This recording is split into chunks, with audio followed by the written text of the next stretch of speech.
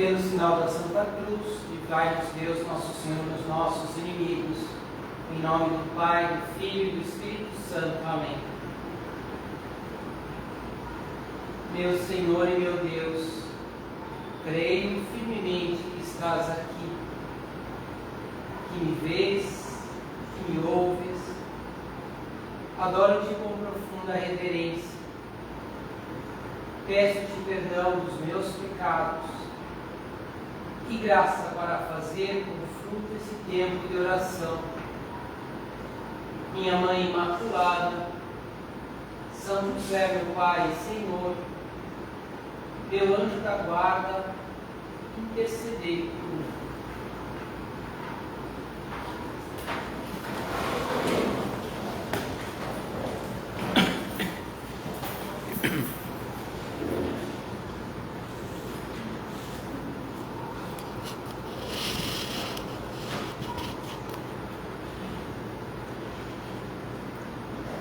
Hoje vamos meditar sobre o Opus Dei, né? Sobre a obra, como nós familiarmente chamamos, né?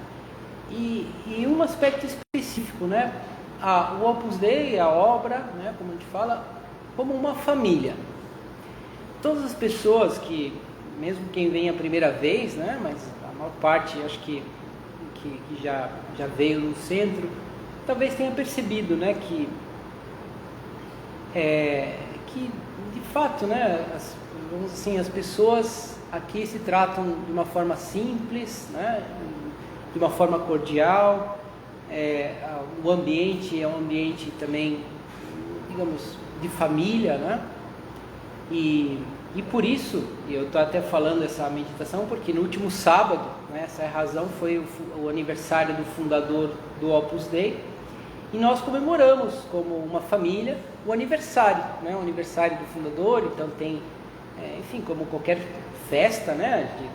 Sobretudo tem a exposição solene do Santíssimo com a bênção, né? E às vezes uma refeição mais caprichada.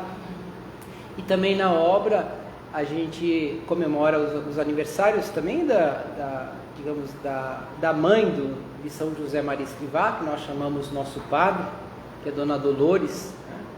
do pai, José Escrivá, da irmã dele, que chamamos também Tia Carmen, né? Que é irmã do fundador. E por quê? Porque a obra é uma família, né? É uma família. Eu sempre, acho que já contei aqui, mas eu sempre me lembro, preparando a meditação, me lembrei de novo, da imagem que eu tenho na minha cabeça da primeira vez que eu entrei numa casa da obra, né? Foi lá em Curitiba, já nem existe mais, era uma casa alugada, mas me chamou muita atenção porque eu ia lá no Centro Cultural, então eu imaginei mais ou menos como uma escola, assim, não sei lá o que eu imaginei, era muito novo, mas então me chamou muita atenção porque eu cheguei lá e o chão estava brilhando, assim, estava tudo arrumado, né? Eu não entendi assim muito, porque talvez eu esperava outra coisa, né?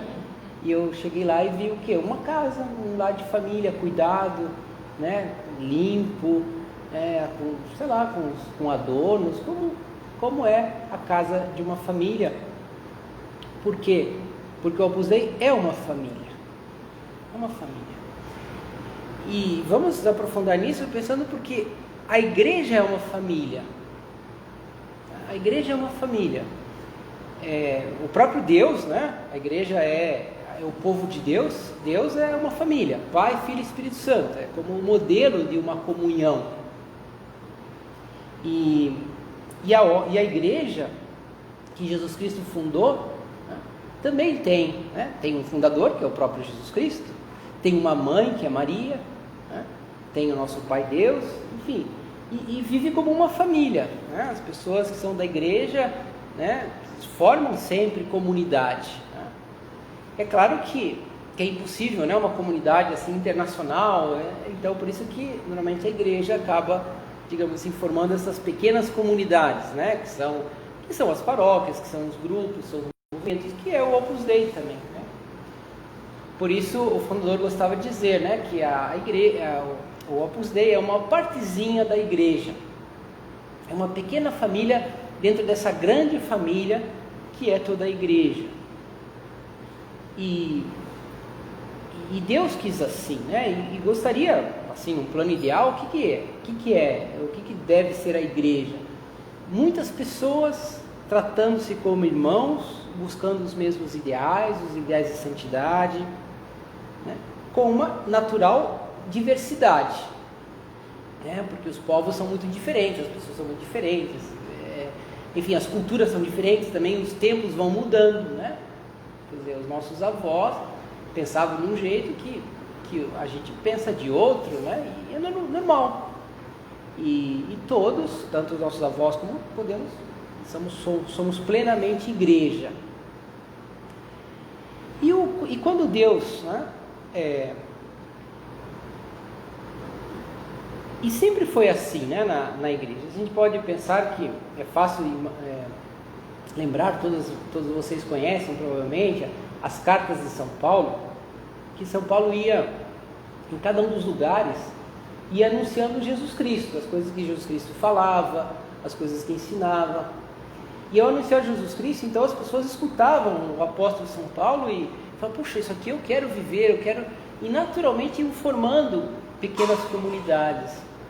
É interessante que essas comunidades tinham como seu, tinham também como seu pai fundador, né, os apóstolos, nesse caso São Paulo, né, que a gente conhece pelas cartas que foram recolhidas por vontade do Espírito Santo. Então, normalmente tinham como seu pai fundador São Paulo, né? Mas também tem outras comunidades, que era o Marcos, né, Pedro em Antioquia, né, os outros Tomé na Índia, e assim por diante, né?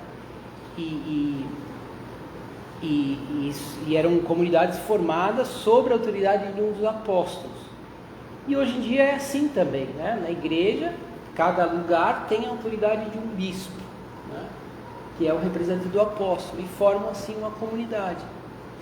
E o Opus Dei é isso também, é um grupo de pessoas, né, digamos assim, que foram que está sob a autoridade de no caso um prelado que faz as vezes do bispo, né? Isso é o Opus Dei, mas enfim, nós vamos deixar essa parte canônica assim de lado, né?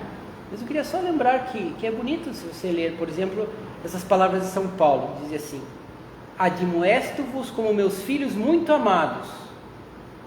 Com efeito, se tivesses 10.000 mestres em Cristo, não tendes muitos pais. Ora, fui eu que vos gerei em Cristo Jesus pelo Evangelho. Interessante, né? Isso aí eu falar. Claro, gerei em Cristo, né? Todos nós estamos unidos a Cristo. Mas fui eu que vos gerei, fui eu que fundei essa comunidade, fui eu. E por que São Paulo falava assim? Por uma espécie de orgulho pessoal, para dizer, olha como eu sou bom? Obviamente que não, né? Era para dizer que olha, que todos nós estamos unidos aqui, nascemos, né, de um mesmo ideal. E de certo modo é assim também por isso que nós, né, todas as pessoas do Opus Dei têm como, digamos assim, tem um grande carinho especial ao fundador, né, a São José Maria Escrivá, né? Sábado passado comemoramos o seu aniversário, né? E ele, vale a pena assim, e ele fundou o Opus Dei, né, como uma família. Agora vale a pena fazer um pouquinho de história, né? Agora um pouquinho de história do Opus Dei, por que foi uma família? Eu poderia imaginar, eu não sei se agora eu posso estar me equivocando, mas que talvez logo ao princípio São José Maria Escrivá não tenha pensado, né? Com certeza não pensou em tudo, ele mesmo disse, né? As coisas foram sendo criadas, mas talvez ele não tenha pensado assim, do jeito que agora que eu estou falando, é uma família, por causa da igreja. Não, ele recebeu uma mensagem de Deus no seu coração para anunciar, né, a ideia de que todas as pessoas podem ser santas. E significa que todas as ocasiões são ocasiões de santidade, que todos os lugares são lugares onde a pessoa pode ser santa. E que esse é um chamado genuíno, ou seja, que nasce do Evangelho. Foi Cristo que falou isso, a todos sede perfeitos. Era essa a mensagem. Então, claro, foi isso o Opus Dei. Só que, de modo especial, qual é a primeira coisa que ele tinha? Ele tinha que procurar outras pessoas que lhe ajudassem a difundir essa mensagem.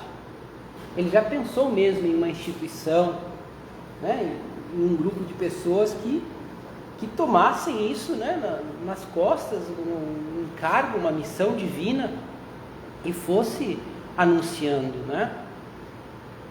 E aos poucos, aquelas pessoas que iam, no começo era assim, você me ajuda a levar para frente essa mensagem, fala com os teus amigos, fala com as pessoas que nós podemos ser santos, que em qualquer profissão, você como engenheiro, você como advogado, e as pessoas diziam, sim padre, eu quero também ajudar, e assim foram as primeiras pessoas da obra, né? Não havia assim uma grande formalidade, porque, enfim, o Opus Dei começou no coração daquele padre jovem que ia falando com as pessoas.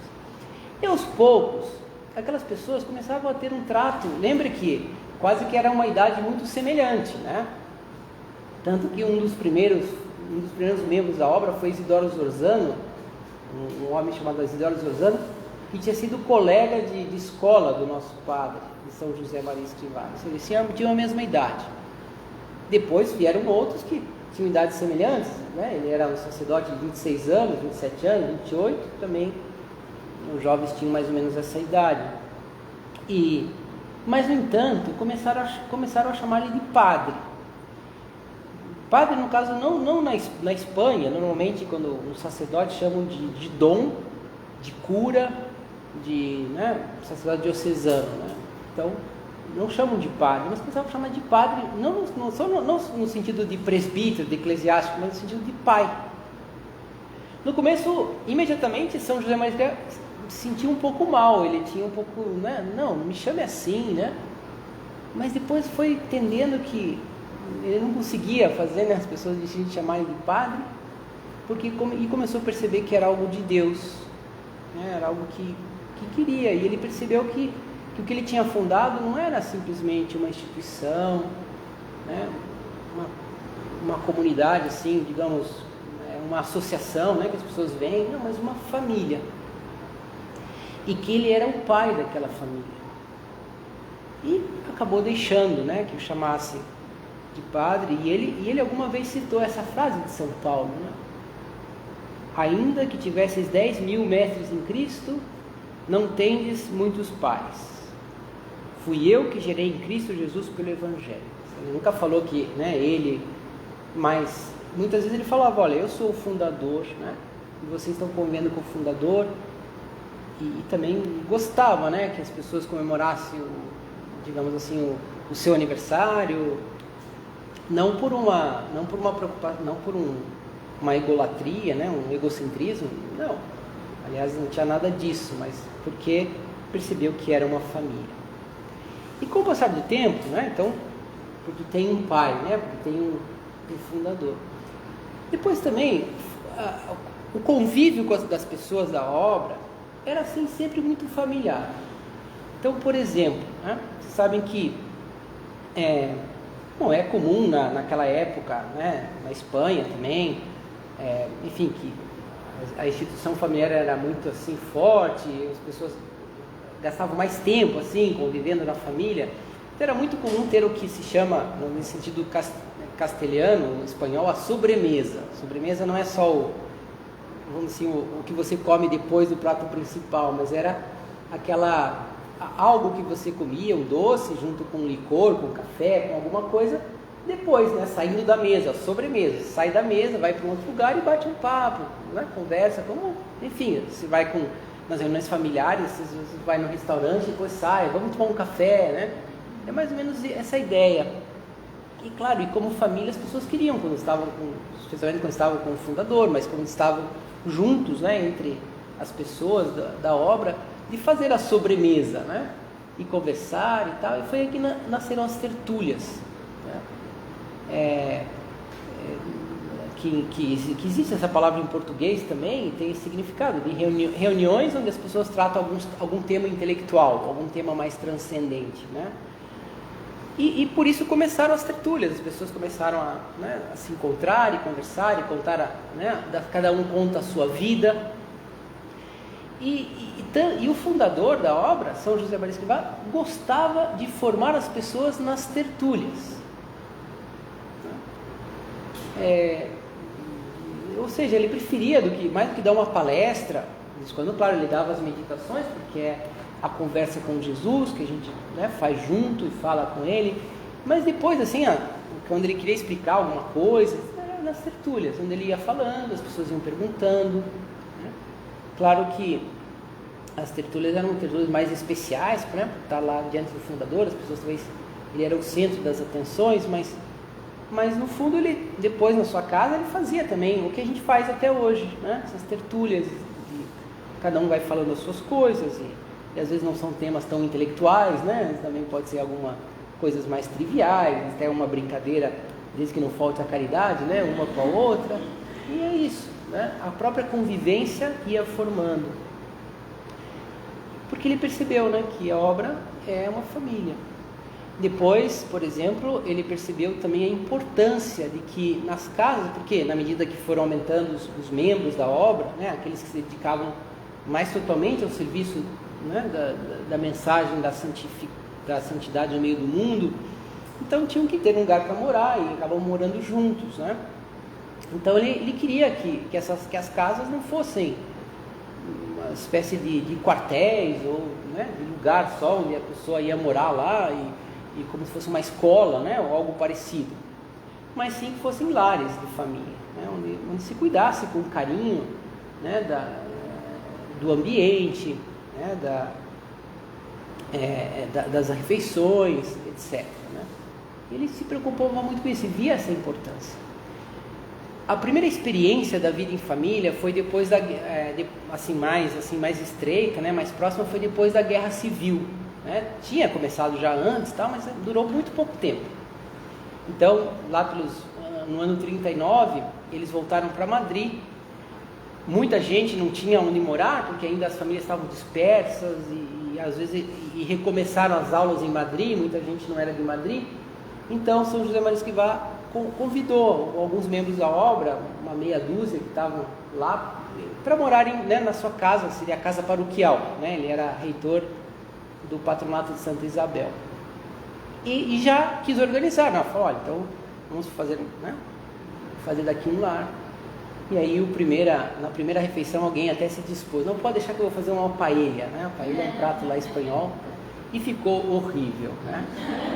Aí o nosso padre pensou, meu Deus do céu, desse jeito não vai ser família, né?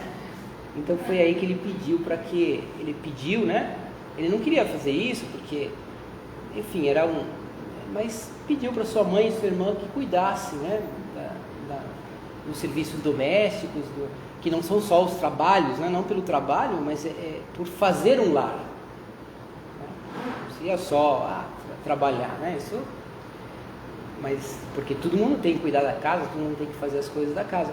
Mas ele percebia que era sua mãe e sua irmã que eram capazes. E daí logo, né, a partir desse momento, ele percebeu a importância dos trabalhos domésticos, do trabalho de fazer lar, da importância de que as suas filhas, né, as pessoas da obra, as mulheres, cuidassem desses trabalhos para dar esse toque, né, que só as mulheres têm, e de carinho, de aconchego, de acolhimento. E foi aí que também ele viu que era necessário, né, que um grupo de pessoas, que são as chamadas numerárias auxiliares, né, que cuidam dos trabalhos das casas da obra, etc. Né? Por quê? Porque a obra é uma família. Tudo isso eu falei, né, já passei um pouco, né, contei um pouco da história, para que, acho que ajuda, né, acho que hoje, entender o que é a obra, né, o que é o Opus Dei. Talvez, quando nós viemos a primeira vez, já nos explicaram, em geral, essa é a explicação melhor. O que é o Opus Dei? O Opus Dei, como diz na oração de São José Maria Escrivá, é o caminho de santificação no trabalho profissional, nos deveres cotidianos do cristão. Né? Mas aí talvez algumas de vocês podem ter olhado essa casa e viu uma tertúlia que todo mundo fala, não sabe quem que está falando, e depois não sei o quê, e depois viu, mas afinal de contas, mas o que é isso, né? O que é isso? O que é essa casa? É um lar de família, tá? Claro que um lar de família que tem um oratório, né? Não é diferente, claro, nesse sentido. Tem uma sala de estudo que é gigante também, né? Essa casa tem suas peculiaridades, né? Mas a ideia é que seja mesmo, né? Um lar de família, porque o Opus Dei é isso. São as pessoas que estão no meio do mundo, que vivem, a grande maioria vive nas suas casas, que tem as suas famílias, né? Formam as suas famílias, como aqui também é uma família, né? As pessoas que moram aqui. E por quê? Porque é esse caminho de santificação, é buscar a santidade, né? E ajudar que os outros também tomem consciência de que são chamados a essa intimidade com Deus, essa união com Deus e ao apostolado. E ajudar as pessoas também a se unirem mais a Deus, a aderirem à igreja, essa grande família que é a igreja. E tudo isso, que consequências eu posso tirar para a minha vida, né? Que agora, no caso, tem mais consequências com relação aqui ao centro, né? O Centro Cultural Itaporã, que a gente frequenta, que vocês frequentam, a relação que cada um tem com a obra, com o Opus Dei. Então, quais as consequências? Em primeiro lugar, o fundador gostava muito que todas as pessoas que viessem aqui, mesmo aquelas que viessem pela primeira vez, que se sentissem em casa, sentissem em família, né? Por isso o Centro Cultural Itaporã tem que ser para todas que vêm como uma segunda família, que eu possa falar o que eu quero, que eu possa me expressar, claro, com educação, né? Pensando nas outras pessoas, seguindo também umas regras mínimas da casa, das coisas, para boa convivência, mas é isso, né? Ter esse desejo também, né? Por isso todos nós da obra, estamos acostumados, né, a todas as pessoas que vêm a tratar assim como pessoas da casa, né? Às vezes pode ser que alguma pessoa até estranhe. Um dos 3 primeiros sacerdotes da obra, ele contava que quando ele entrou no centro a primeira vez, estava todo mundo entusiasmado instalando o oratório da residência. E estavam em concreto pregando a Via Sacra, que são essas cruzes, estavam lá pregando, né? E estava lá o nosso padre também, São José Maria estava junto com os outros rapazes que estavam lá dentro do oratório, ainda acabando, né? E aí ele chegou e apresentaram: padre, esse aqui é José Maria, que familiarmente lá na Espanha chamam Tique, né? Esse é o Tique. Diz que fala: Tique, muito prazer, pega esse martelo, prega aqui essas vias sacras, né? Nosso padre tinha uma intuição muito grande, ele sabia que realmente era uma pessoa que gostava assim, dessas coisas manuais e tal, talvez ele tenha ouvido falar já do seu amigo, e ele diz que a primeira coisa que ele fez no centro foi trabalhar lá, instalar o oratório. Então que ninguém se estranhe, né? Se você chegar aqui já te pede para fazer alguma coisa, né? Faz parte desse ambiente de lá, né? Não é que... Depois, outra consequência é que todos aqui têm que sentir muito esse desejo de cuidar da casa, cuidar do ambiente, né? Que seja um ambiente de família, né? Que se eu estou vindo aqui a segunda vez, eu já me sinto responsável por quem vem a primeira vez, se alguma coisa está fora de ordem, né? Para que as coisas funcionem bem.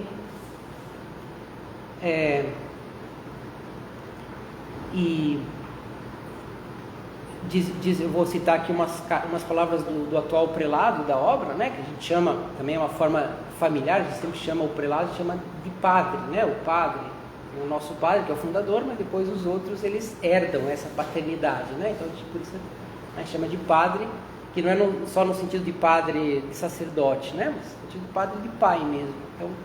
Então o atual padre escreveu uma carta falando um pouco da amizade, e ele fala dessa fraternidade que deve haver na obra. Diz assim: e faz-se necessário um sincero interesse pelos outros, em forma de compreensão, respeito e apreço às diferentes opiniões.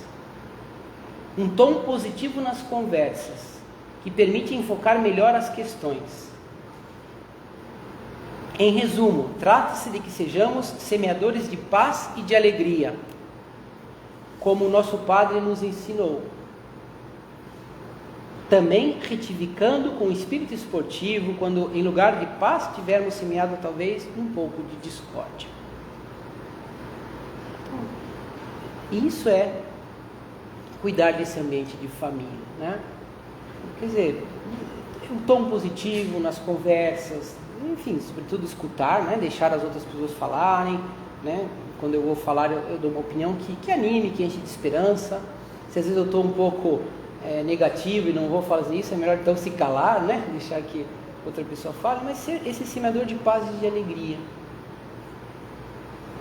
E aprender daqui também, aprender das outras pessoas que têm esse espírito, que já fazem isso, né? Com certeza quem vem aqui já vai ver isso, vai ver esse ambiente. Depois uma terceira consequência, né? Esse é o papel da obra, né? Esse é o papel disso aqui, né? Do Centro Cultural Itaporã. Que cada pessoa que vem aqui depois leve esse ambiente a outros lugares. Leve esse ambiente de família, né? Que dizia também, né? No caso agora, um outro padre, que é Dom Álvaro, ele fala assim: o espírito de família é tão essencial para nós que cada filha e cada filho meu o leva sempre consigo.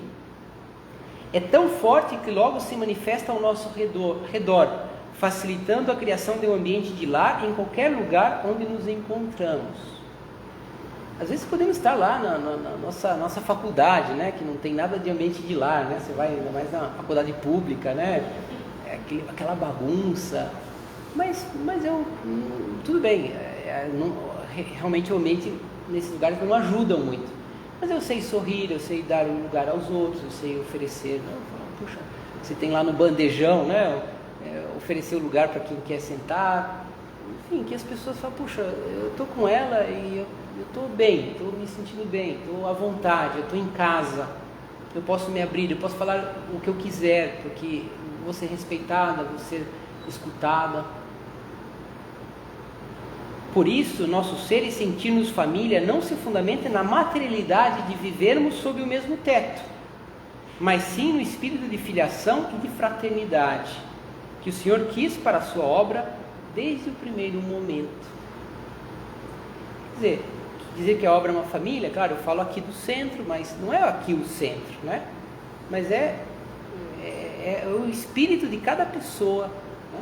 De cada pessoa da obra, que deve levar isso a muitos lugares, né? Que é esse espírito de fraternidade com todos, e de filiação, né? No caso da obra, nós temos um pai comum, né? Que é o nosso fundador, e depois também o prelado da obra, né? Como também todos nós temos como esse pai comum, nós do Rio de Janeiro, né? O cardeal Dom Orani, que é o arcebispo, né? Mesma coisa, todos, e no Opus Dei também, igualzinho, né? Temos a mesma veneração, o mesmo apreço, né? Por ele. E por fim, a última, já gastou tempo, vamos terminar, que é uma coisa muito simples, mas que faz com que nós tenhamos esse ar de família, ou que tenhamos o Centro Cultural Itaporã e o Opus Dei como uma segunda família, né? Que é isso, que é rezar pelo padre, porque o padre, ele é o pai dessa família, o prelado, né? E digamos assim, é ele também que se preocupa com todos, e que reza por todos, e que dirige toda a obra. Então, rezar pelo padre é rezar pela obra, rezar pelo Opus Dei, rezar por todos os apostolados que se fazem no mundo inteiro, para que seja cada vez mais extenso, cada vez mais intenso, para que seja cada vez mais eficaz. E o prelado da obra conta com as nossas orações, ele sempre pede, né? E precisa, e ele é como o coração da obra, né? Se nós temos carinho aqui pelo centro, então, claro, nós também devemos rezar uns pelos outros, né? E isso, mas rezar pelo padre já é rezar por todos, né? Então a gente tem esse hábito também, assim como a gente deve rezar, claro, rezamos pelo lugar, né? Pelo Papa, pelo bispo da nossa diocese, né? E pelo prelado do Opus Dei. É uma forma de vivermos esse ambiente de família, né? e também de entender cada vez melhor esse espírito do Opus Dei, que muitos de vocês se beneficiam, especialmente quem assiste os círculos, quem já recebe mais vezes a formação do Opus Dei. Entendendo melhor, a gente também vai incorporar melhor, vai viver melhor e vai se beneficiar melhor por esse caminho que é o caminho comum de todos nós, que é a santidade, a união com Deus, né? Pela intercessão de Nossa Senhora, e sermos cada vez mais bons filhos do Santo Padre e Papa, né? E servir a Igreja em todos os lugares onde nós estamos.